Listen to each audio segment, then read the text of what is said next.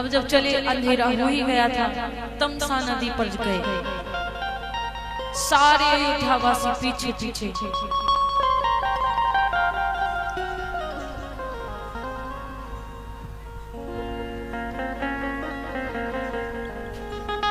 सारे अयोध्यावासी पीछे पीछे पीछे पीछे जा रहे महाराज। और जब पीछे पीछे जा रहे थे, भगवान राम जी सबसे कहते हैं कि आप सब लोग वापस चले जाओ, वापस चले जाओ। लेकिन कोई सुनता ही नहीं। और जब कोई नहीं सुन रहा था महाराज, इतना परेशान, तो कहा जाता है अब तो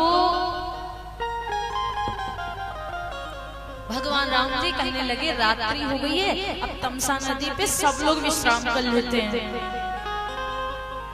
तो बोले ठीक है, सब लोग विश्राम कर लेते। सुमंत जी से राजा दशरथ जी ने कहा जा तो रहे हो, कुछ दिनों तक इनको घुमाना, फिर जल्दी से वापस ले आना। सुमंत जी यही सोचकर जा रहे थे कि अब हम लेकर के भगवान राम जी को जाएंगे, कुछ दिन तक घुमाएंगे, फिर वापस ले आएंगे। सुमंत जी से कहने लगे भगवान राम जी की सुमंत एक काम करो,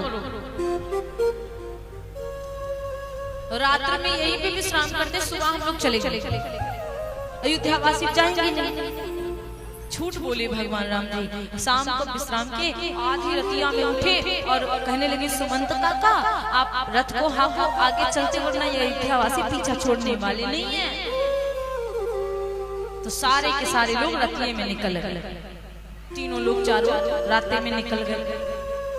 श्रृंगबेरपुर जाकर पहुंचे। और जब श्रृंगबेरपुर पहुंचे महाराज, सारे अयोध्यावासी प्रातः काल जगे तो देखा कि भगवान ही नहीं है वहां पर। और जब भगवान को नहीं देखा तो सब बड़े उदास हो गए।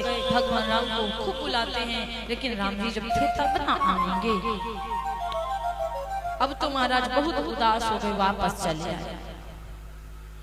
और जब वापस चले आए, श्रृंगबेरपुर पहुंचे, वहां पर महाराज कहा जाता है कि मैया सीता जी से कहने लगी, सुमंत जी कहते हैं कि वापस चलो आप तीनों लोग, अयोध्या को वापस चलिए। तो राम जी कहने लगे काका जब हमको वापस जाना ही होता तो हम आए क्यों होते, हम चलना गए होते, हम आए नहीं होते ना। लक्ष्मण जी से कहने लगे आप चलो लक्ष्मण। लक्ष्मण जी ने कहा काका जब हमको भी जाना होता तो हम भैया के साथ आने की जिद नहीं किए होते। जानकी जी से कहा बेटी आप चलो। तो कहा काका यदि हमको भी वापस जाना होता तो हम अपनी मैया कौशल्या जी का दिल नहीं दुखाकर यहाँ आए होते, इसलिए हम नहीं जाएंगे। आपको जाना है आप जाइए, हम नहीं जाएंगे। हमारे पति के साथ ही हम रहेंगे, कुछ भी हो जाए, मेरे प्राण भी चले जाएंगे तो हम अपने पति को छोड़कर नहीं जाएंगे। और जब ये बात भगवान श्री राम जी सुनते हैं, खंदक खाई नहीं देख रहे, जहां मन होता था वहां कूद जाता। बहुत परेशान सुमंत काका।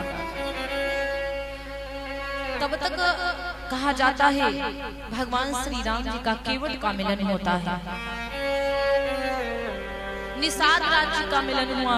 निषाद राज जी कहते हैं कि आपको किस लिए मैया ने, किस लिए आपके पिताजी ने बाहर अपने राज्य से बाहर कर दिया, 14 साल के लिए बन दे दिया, किस लिए?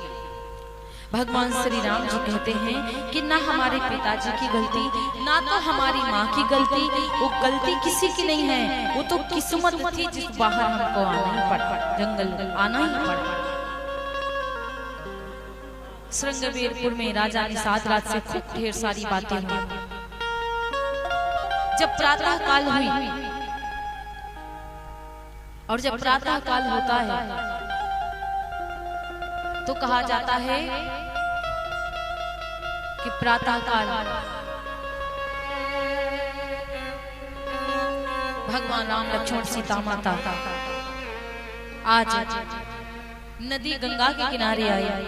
और जब गंगा के किनारे आए तो केवट से नाव मांगते हैं, मांगी नाव ना केवट आना, कहीं तुम्हार मरम मांगते लेकिन केवट आता नहीं। केवट कहता मैं नहीं आऊंगा। क्यों नहीं आओगे? लक्ष्मण जी ने कहा क्यों नहीं आओगे? केवट ने कहा मैं इसलिए नहीं आऊंगा क्योंकि मैंने सुना है आपके भैया के चरणों में जादू है और कहीं हमारी नाव नारी बन जाएगी तो मैं क्या करूंगा?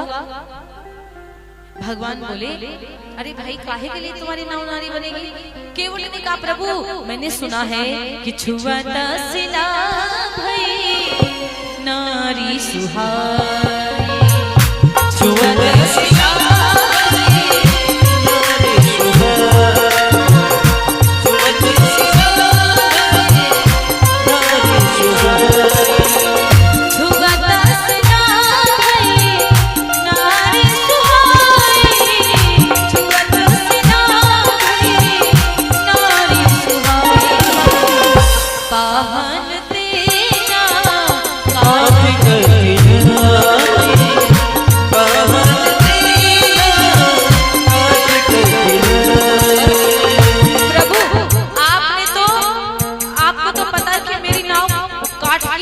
लकड़ी की है और जब आपके चरण मेरी नाव में पड़ जाएंगे तो मेरी नाव तो नारी बन जाएगी और एक नारी को तो हम खिला नहीं पाते, दूसरी वाली को कैसे खिलाएंगे महाराज?